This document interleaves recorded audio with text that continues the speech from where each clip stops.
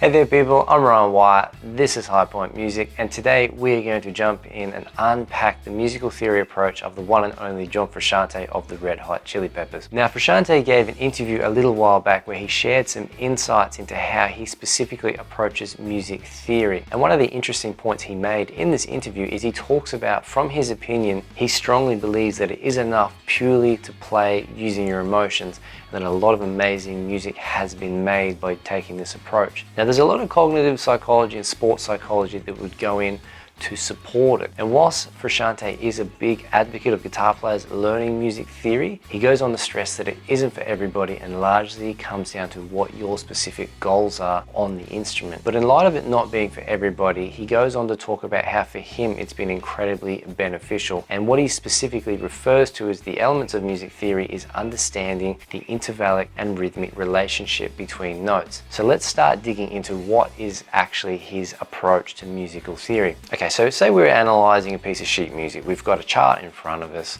With first chord in the first bar, E flat major 7, we've got an F. So that's the second degree there. F, G, A flat, next chord in the next bar is B flat 7, that's the 7th degree of that chord. We could go on like this for hours. However, what we've got there and what we're going through is we've got a purely intellectual understanding of musical theory or the music in front of us. Now what makes Frusciante's approach so unique is he's developed the ability through ear training to identify these relationships orally. Frusciante goes on to speak about mental symbols, and his analogy that he makes is we don't need to imagine what a piece of timber or what a piece of metal feels like once we've had the experience of touching that. And the idea of using mental symbols is we develop the ability through our ears to hear those rhythmic and intervallic relationships between the notes. So in his words, developing the ability to hear a piece of music and even begin to learn it before we even pick up our instrument. So imagine yourself in the position where you're in a rehearsal or a studio session, or you're just jamming with friends, and you hear a melody, you hear a space, and you want to interject something into there.